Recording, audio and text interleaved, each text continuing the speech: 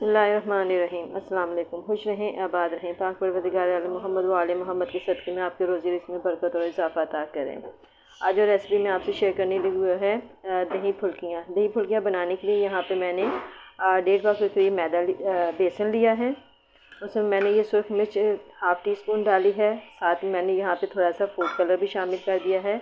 यहाँ पे मैंने हाफ़ टी स्पून ही नमक का लिया है और यहाँ पे ये अजवाइन है, ये भी हाफ़ टी स्पून है। इन तमाम चीज़ों को मैं अच्छी तरीके से मिक्स करूँगी और थोड़ा सा इसमें मैं मीठा सोडा भी शामिल करूँगी ताकि ये बेसन की फुल्कियाँ जो है वो फूलें। पिंच ऑफ मैंने मीठे सोडे का भी शामिल कर दिया है। मीठा सोडा जो है वो फूलने में मदद देता है। यहाँ बेसन को मैंने मिक्स करके रख दिया है। इसका बैटर तैयार कर लिया है। मैं इसकी छोटी छोटी बूंदियाँ बनाऊँगी।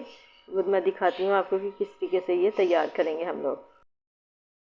मैंने बूंदियों के लिए जो दही बड़े बनाने के लिए मैंने जो ये दही लिया है, इसमें मैंने ये देखें चीनी शामिल की है 4 से 5 चम्मच। इसको हम अच्छी तरीके से मिक्स करेंगे और जब ये अच्छी तरीके से इसके दाने ख़त्म हो जाएंगे दही के, तो मैं इसमें थोड़ा सा दूध भी शामिल करूँगी। देखिए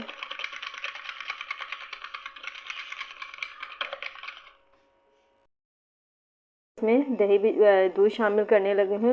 मैंने डिब्बे का दूध ही लिया है। ये देखें, अब इसको भी अच्छी तरीके से मिक्स कर लेते हैं और इसमें मैं चाट मसाला भी इस्तेमाल करूँगी, लेकिन अभी मैं इसमें चाट मसाला शामिल नहीं कर रही हूँ। हमने बस हाफ़ टी स्पून जो है चाट मसाला इसमें शामिल करना है, ज़्यादा नहीं करेंगे।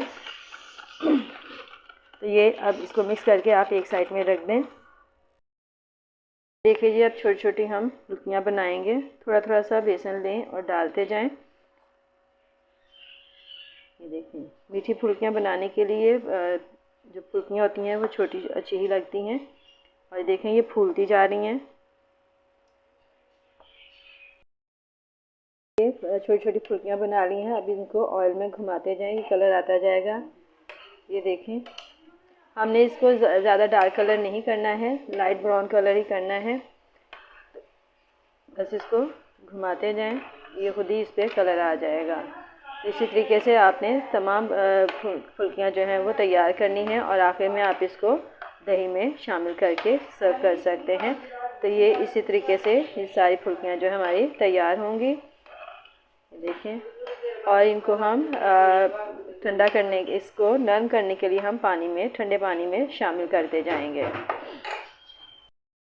ये देखें, हमने पानी में भिगो के रखी थी, तो अब इनको फुल्कियों को हमने निकाल दिया है। ये सॉफ्ट हो चुकी हैं।